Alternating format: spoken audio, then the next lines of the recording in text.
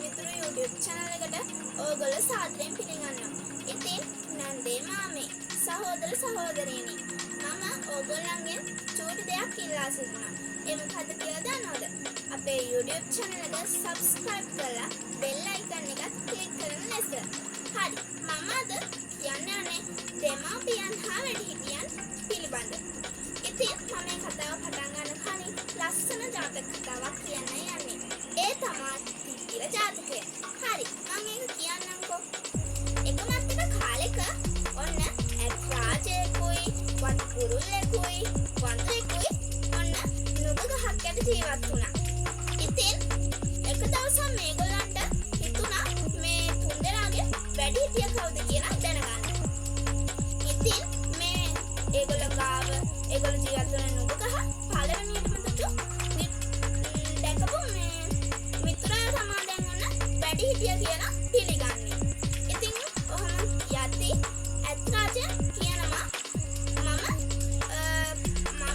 පොඩි කාලේ මගේ බඩේ ගෑවුනාලු ඒ නුග පැලේ. ඉතින් ඕක කියද්දි බඩේ ගෑවුනා කියලා කියන්නේ දැන් නුග පැලේ ඔහොම කියද්දි එයාගේ අදහස් දැන් ඉවරයි. වඳුරගේ මෙහෙම අදහස් කියනවා මම ද වඳුර පැටේකි නුග පැලයක් පොඩි පැලයක් නුග පැලේ පොඩි පැලයක් කියලා ඔන්න කියනවා. ඊට පස්සේ වඳුර පොඩි පැටියෙක් කියලා කියනවා. එයා බිම ඉඳගෙන නුග දළු කෑව කියලා මතකයි කියලා එයා දැන් කියනවා. ඊට පස්සේ දැන් වටුකුරුල්ලා දැන් මේ දෙන්නගේ අදහස් බලාගෙන හිටියා. ඊට පස්සේ දැන් ඔන්න ඇත් රාජයයි වඳුරයි ඊට දුන්නා වටුකුරුල්ලගේ අදහස් අහන්න. ඊට පස්සේ මෙහෙම කියනවා වටුකුරුල්ලා. එක දවසක් මම නුග ගහක් උඩ හිටියා. ඒ නුග ගහෙන් කාපු දේ තමයි කාලා ඉවරයි නම් මම කහ කරපු ඒවා තමයි මේ පැල වෙලා තියෙන්නේ කියලා. ඉතින් එතකොට ඇත් රාජයයි වඳුරයි කල්පනා කරනවා වටුකුරුල්ලා තමයි ඔන්න ඔතන වැඩිහිටිය වෙන්නේ. ඉතින් යාළුවේ ඔය ආදර්ශයත් එක්ක මම යනවා මගේ කතාවට. දෙමාපියන් හා වැඩිහිටියන්. යාළුවනේ දෙමාපියන් කියන්නේ කවුද? දෙමාපියන් කියන්නේ අපේ අම්මයි තාත්තයි කියලා ඔයගොල්ලෝ හොඳටම දන්නවනේ. එතකොට වැඩිහිටියන් කියන්නේ කවුද? අපිට වඩා වයසින් වැඩි අය තමයි මේ වැඩිහිටියන් කියලා කියන්නේ. දෙමාපියන් නත් වැඩිහිටියන් ගණයට ගන්න පුළුවන්. වැඩිහිටියන් කියුවා ආච්චි සීයා අක්කා අයියා අපිට ගන්න පුළුවන්. ඉතින් යාළුවනේ දැන් මං කිව්වා වැඩිහිටියන් කියන්නේ කවුද කියලා. එතකොට මේ දෙමාපියන් හා වැඩිහිටියන් කියන්නේ කවුද? ඒ දෙකම එක ගණයට ගත්තොත් දෙමාපියන් හා වැඩිහිටියන් කියන්නේ කවුද? ඒ දෙමාපියන් හා වැඩිහිටියන් කියන්නේ අපිට වඩා දැනුමෙන් ඒ වගේම වයසින් ඒ වගේ ගොඩක් දේවල්නේ පරිපූර්ණ අයට තමයි මේ වැඩිහිටියන් දෙමාපියන් කියලා අපි හඳුන්වන්නේ. ඉතින් යාළුවනේ මම දැන් පළවෙනියට මම මාතෘකාවක් ගන්නෙ දෙමාපියන්ට කොහොමද සලකන්නේ වැඩිහිටියන් කොහොමද සලකන්නේ එන්න එක තමයි මගේ මාතෘකාව. පළවෙනි මාතෘකාව අපිට දෙමාපියන්ට කොහොමද සලකන්න පුළුවන්. අපිට ගොඩක් ක්‍රම වලට සලකන්න පුළුවන්. අපි චූටි කාලේ අපිට දෙමාපියන්ට සලකන්න ක්‍රම ගොඩක් තියෙනවා. දැන් දෙමාපියන් ලෙඩ වුණාම අපිට පුළුවන් නේද ඒගොල්ලන්ට අවශ්‍ය බෙහෙත් ඔවුන්ට සපයා දෙන්න.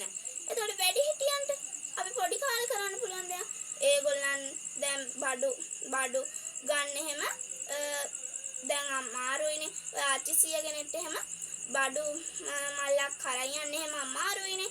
එතකොට අපිට ඒ වෙලාවට උදව් කරන්න පුළුවන් නේද? එහෙනම් තව තියෙනවා පාරේ අමාරු වෙන්න. එතකොටත් අපිට උදව් කරන්න පුළුවන් නේද? ඊට පස්සේ මේ විදිහට ගොඩක් දේවල් වලට අපිට සලකන්න පුළුවන්. දැන් මම කියන්න යන්නේ දෙවෙනි මාතෘකාව තමයි දැන් වැඩිහිටියන් සලකන ආකාරය මම කියවනේ. දැන් ලොකු වුණාම කොහොමද අපි වැඩිහිටියන් සලකන්නේ? දැන් දෙමාපියන් එතකොට වයසයි. එතකොට අපි තරුණයි. එතකොට අපිට කොහොමද මේ දෙමාපියන්ට සලකන්න පුළුවන් වැඩිහිටියන්ට සලකන්න පුළුවන්? දෙමාපියන්ට නම් සලකන්න ගොඩක් ක්‍රම තියෙනවා. අපිට ඒගොල්ලන්ට අපි චූටි කාලේ වගේ ඇඳුම් පැළඳුම් අවශ්‍ය ආහාර පාන බෙහෙත් සපයා දෙන්න පුළුවන්. එතකොට වැඩිහිටියන්ට කොහොමද? දැන් වැඩිහිටි ආච්චි කෙනෙක් සිය කෙනෙක් හිටියොත් අපිට ඒගොල්ලන්ට ඒ විදිහට ගොඩක් දේවල් ඇඳුම් පැළඳුම් එහෙම ගොඩක් දේවල් අපිට සපයා දෙන්න පුළුවන්. එතකොට යාළුවනේ දැන් මෙහෙම යද්දී මං අහන ප්‍රශ්නයක් වර්තමානයේදී වැඩිහිටියන්ට දෙමාපියන්ට සිදු වී තියෙන ආකාරයක් අතීතයේදී කොහොමද මේ වැඩිහිටියන්ට ඒ වගේම දෙමාපියන්ට සැලකුවා කියලා තමයි දැන් ඔන්න මගේ ඊළඟ මාතෘකාව. එහෙම කිව්වොත් මම දැන් කියන්නම්කෝ වර්තමානයේ සිදු වී තියෙන දේවල්. වර්තමානයේ යාළුවනේ මේ වැඩිහිටියන්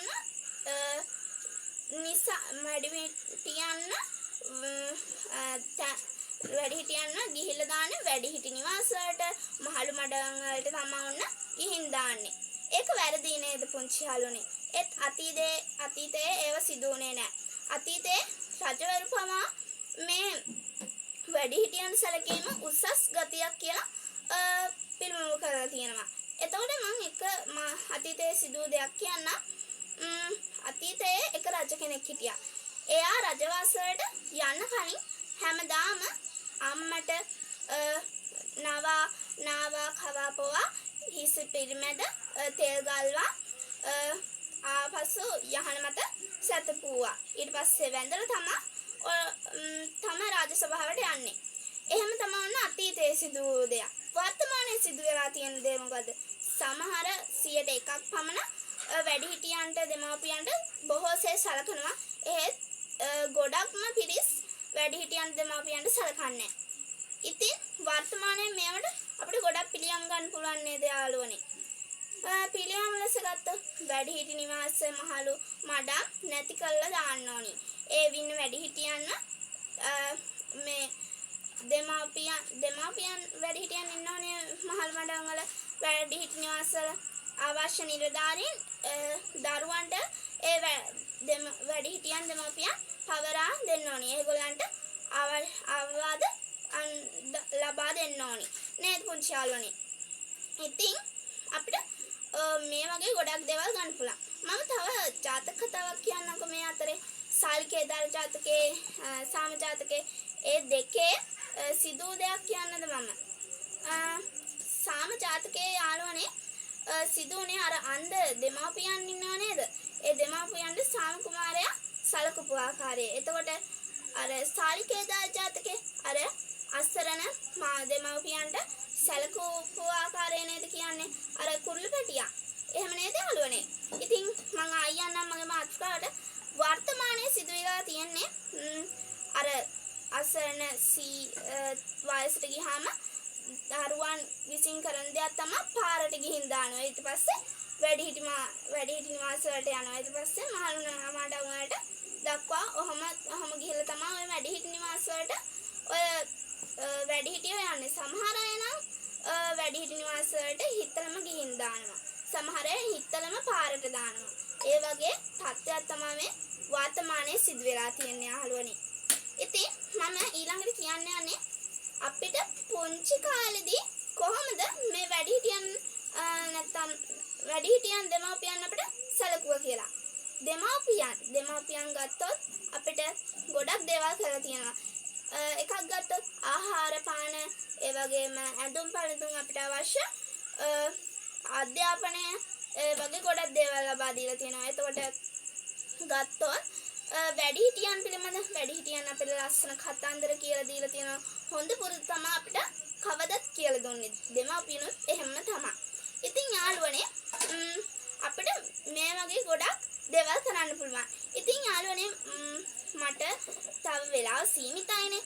මම තවත් දවසක හමු මේ බලාපොරොත්තුෙන් අදට සමුගන්න. තව දෙයක් කියන්න තියෙනවා. ඕගොල්ලෝ පුංචි කාලේ ඉඳන්ම වැඩිහිටියන්ට සලකන්න. ඒ වගේම වැඩිහිටියන් දැන් උදේ සවස් පහන තියද්දි ඊට පස්සේ රාත්‍රියේදී නිින්දට යද්දි උදේ පාසල් යද්දි පවා දෙමාපියන්ට වඳින්න වැඩිහිටියන්ට වඳින්න පුරුදු වෙන්න. ඊට පස්සේ අන්තිම වශයෙන් කියන්න තියෙනවා මට අනිවාර්යෙන් අපේ චූටි මිතුරු YouTube channel එක subscribe කරලා bell icon එකත් click කරන්න කියලා. එහෙනම් ඕගොල්ලන්ට සුබ දවසක්. bye.